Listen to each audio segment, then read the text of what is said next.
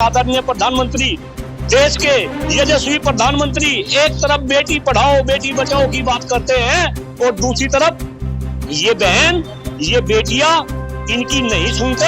अपने आप में बहुत ही बड़ा दुर्भाग्य। अरे भाई, मोदी जी की गारंटी तो कहीं पे भी नहीं। मोदी जी तो खामा जो है लोगों को बेवकूफ बना रहे हैं। गारंटी किस बात की गारंटी? मैं तो कह रहा 2014 जो वादों को पूरा करते वही नहीं। कौन से वादे को पूरा कर दिए? ये तो थोड़ा सा मामला गड़बड़ चल रहा, क्योंकि जो वादे हैं जनता वो तो देख नहीं रही। मैं तो अलग अलग मंचों से वादे भी गिनवा रहा। भाई 2014 में ये कह रहे थे 100 दिन के अंदर काला धन वापस आ जाएगा, महंगाई खत्म हो जाएगी, भ्रष्टाचार खत्म हो जाएगा, राजनीति से अपराधीकरण खत्म हो जाएगा, सम शिक्षा व्यवस्था देश में लग जाएगी, प्रतिवर्ष 2 करोड़ युवाओं को रोजगार मिलेंगे, गंगा निर्मल एवं पवित्र हो जाएगी। आप भी युवा पत्रकार है, मुझे बता दो कौन सा मुद्दा मोदी जी ने पूरा करा? तो आदरणीय प्रधानमंत्री जी की बात कर रहा। आदरणीय प्रधानमंत्री नरेंद्र मोदी जी देश को विश्व गुरु बनाने की बात कर रहे हैं। 2047 तक उनका सपना है कि विकसित देश की कैटेगरी में ये आए। आपके चैनल के माध्यम से डॉक्टर कुलदीप मलिक आदरणीय मोदी जी को ये बताना चाहता है पूरी डंके की चोट पे कि अगर आपको इस देश को विश्व गुरु बनाना है या इस देश को विकसित बनाना है 2047 तक, तो उसका रास्ता शिक्षा के गलियारे से होकर गुजरता है। अगर आप इस शिक्षा के गलियारों को सही बना दोगे तो ये देश विकसित देश बनेगा। सटीक खबरों का सीधा असर। आप देख रहे हैं एनसीआर समाचार, खबर भी असर भी। रितेश मंगवाना और आप देख रहे हैं एनसीआर समाचार। लगातार 2004 में एक स्कीम लागू हुई थी, बालिका विद्यालय, जिसमें SC ST तमाम लड़कियां थी, उनको पढ़ाई की शिक्षा देनी थी। पर आज भी सरकार 2004 में जो लागू हुई थी, इस पर आज भी उनका मानदेय नहीं बढ़ा। तो इसी मुद्दे पे बातचीत करेंगे। हमारे साथ सोशल एक्टिविस्ट और पर्यावरण संरक्षण के लिए बात करने वाले कुलदीप मलिक जी है, प्रोफेसर है, सीधा इनसे बातचीत करेंगे। अब शिक्षकों का मुद्दा उठा रहे हैं, आप भी एक शिक्षक हैं। महिलाओं के नाम पर मोदी जी तमाम वादे करते हैं और अभी आपने अंतरिम बजट देखा होगा, उसमें कहा है कि 3 करोड़ महिलाओं को हम लखपति दीदी भी बनाने। देखिए मैडम, इस देश का बहुत ही बड़ा दुर्भाग्य है। आज हम दिल्ली के जंतर मंतर के मैदान पे और इस मैदान के ऊपर हम क्यों हैं, ये भी शायद आज देश की जनता को समझना चाहिए। 143 करोड़ जो लोग हैं, जैसा अभी आपने बताया, केंद्र सरकार ने 2004 में कस्तूरबा गांधी बालिका विद्यालय करके एक योजना पूरे हिंदुस्तान के अंदर लॉन्च की थी। इस योजना के तहत जो गरीब बच्चियां हैं, जो दलित समाज से आती है या जो वंचित समाज से आती है या जिनके पेरेंट्स नहीं है, ऐसी बच्चियों को इन संस्थानों में जो है दाखिला मिलता है। उसमें शिक्षक है, शिक्षक भी यहाँ पे शिक्षक ना होकर शिक्षिका है, क्योंकि बालिकाओं के ये विद्यालय है। और ये विद्यालय पूरे हिंदुस्तान के अंदर हर जनपद के हर ब्लॉक के अंदर विद्यालय है। फॉर एग्जाम्पल, अगर मैं शामली की बात करूं, क्योंकि मैं शामली मुजफ्फरनगर से आता हूं, मुजफ्फरनगर जिले के अंदर ऐसे 8 विद्यालय है, शामली जिले के अंदर ऐसे 4 विद्यालय है और अलग अलग सभी जिलों में ये विद्यालय है। लेकिन अब हो क्या रहा, इनमें जो नियुक्तियां हुई थी उस टाइम पे यूएस संविधा के बेस पे वे नियुक्तियां हुई थी। और कहीं ना कहीं जो बहनें आज हजारों की संख्या में पूरे हिंदुस्तान से यहाँ जंतर मंतर पाई, इनको ये कहा गया था कि धीरे धीरे ये परमानेंट जॉब पालेगी। लेकिन भाई, ना तो इन्होंने बेचारों ने परमानेंट जॉब पाई, शायद सारी जवानी इन बहनों ने इन विद्यालयों के नाम समर्पित कर दी। लेकिन इन बहनों की कोई सुनवाई नहीं। 2004 से जब से मोदी जी आए, इनका मानदेय बढ़ा ही नहीं। और मैं तो मानदेय की भी नहीं बात कर रहा, मैं तो कह रहा जब देश के शिक्षक हो या शिक्षिका हो, अगर वे देश के अंदर कहीं पर भी है, अगर वे समान काम कर रहे तो कहीं ना कहीं समान वेतन इनको देना चाहिए। तो आज ये पूरे हिंदुस्तान से महिलाएं जंतर मंतर पे आई, मुझे भी इनके बीच में रहने का, इनकी आवाज को उठाने का मुझे भी अवसर मिला। मैं भगवान का बार बार धन्यवाद अदा कर रहा।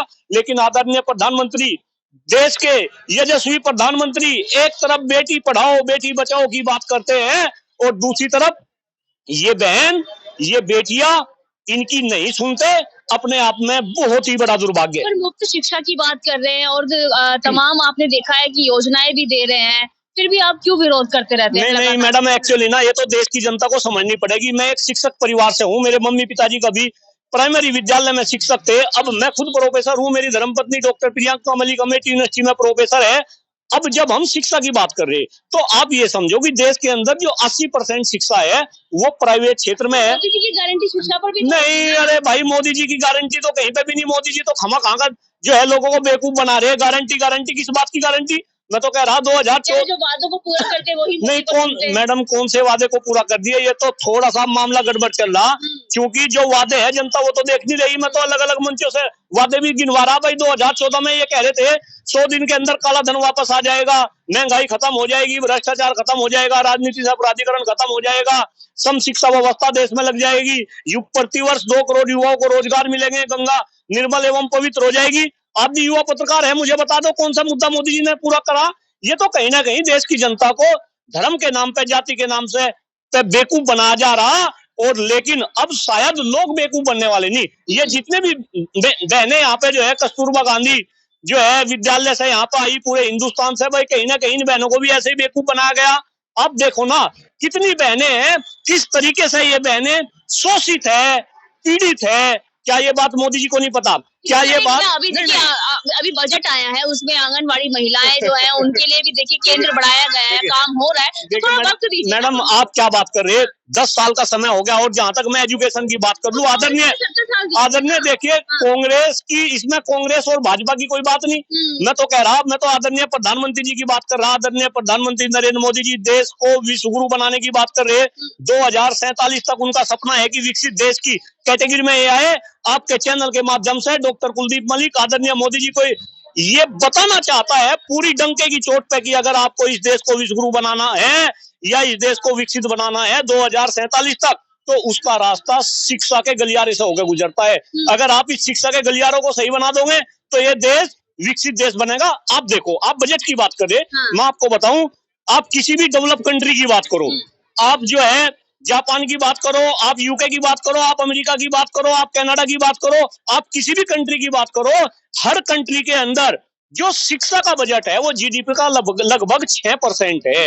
लेकिन दुर्भाग्य है हमारे देश का, जब से हमारा देश आजाद हुआ ये बजट आज 3% से नीचे है। कोरोना गया, कोरोना के बाद जितनी भी रिपोर्ट आई, हर एक रिपोर्ट में कहा गया कि भाई शिक्षा के बजट को बढ़ाओ, शिक्षा के बजट को बढ़ाओ। लेकिन मैडम, आपके चैनल के माध्यम से हिंदुस्तान के 143 करोड़ लोगों को मैं ये बताना चाहता हूं कि यही मोदी जी है जिन्होंने कोरोना के बाद भी शिक्षा का बजट नहीं बढ़ाया। इस देश में शिक्षा का तो इतना बुरा हाल है कि आप मेरे जी से पूछ के देखो।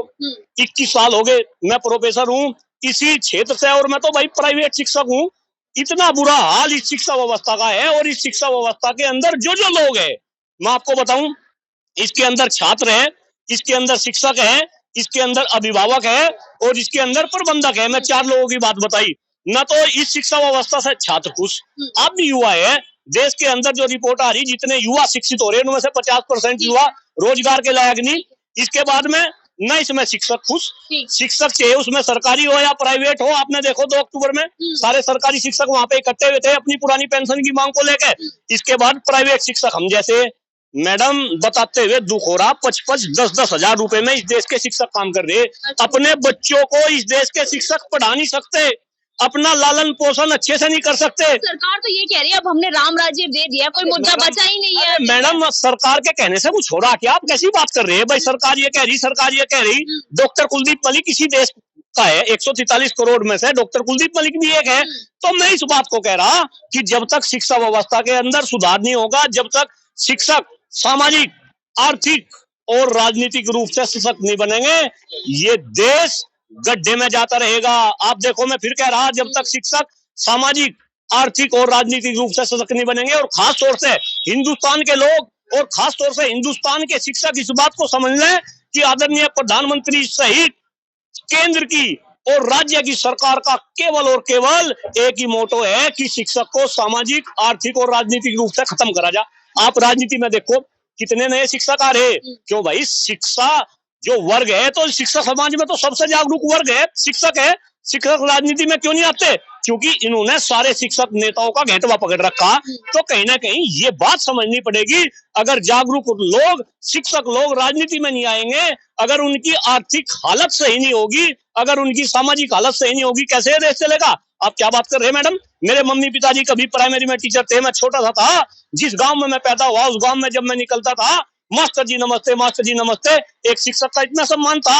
आज मेरे बच्चे खुद मुझे कहते हैं कि पापा MCA, MTech, कंप्यूटर साइंस में PhD करने के बाद आप शिक्षक क्यों बन गए? क्यों भाई? ये शिक्षक का दायरा है, ये शिक्षक का बोलबाला है, और ये वही देश है कि राजनीति के अंदर शिक्षकों की धाक थी। मैं तो कई बार समय याद करता हूं, इस देश में एक ऐसा भी समय था जब देश के सर्वोच्च पद पर विराजमान राष्ट्रपति भी शिक्षक थे और प्रधानमंत्री भी शिक्षक थे, यानी कि मैं प्रणब मुखर्जी और मनमोहन सिंह की बात कर रहा। लेकिन अब तो शिक्षकों को इन्होंने पूरा दबा दिया, और शिक्षक शिक्षा क्षेत्र की रीढ़ की हड्डी है। अगर ये रीढ़ की हड्डी दबाई गई तो कहीं ना कहीं पूरा देश ही विनाश की कदर पर होगा। ये देश के 143 करोड़ लोग अच्छे से समझ ले। ठीक है, बहुत बहुत शुक्रिया बातचीत करने के लिए। हमारे साथ कुलदीप मलिक थे, जिन्होंने शिक्षा के क्षेत्र पर तमाम कहा कि इसमें बहुत सारी कमियां हैं, खामियां हैं, और आपने देखा कि नेशनल एजुकेशन पॉलिसी पर भी जो छात्र हैं कॉलेज के, वो भी कहते हैं कि बहुत सारी खामियां, पर सरकार इस पर कब कार्रवाई करेगी, कब शिक्षा के क्षेत्र पर ध्यान देगी या नहीं, ये देखना बाकी रहेगा। मैं आपके साथ रितेश रामंगवान और आप देख रहे थे एनसीआर समाचार।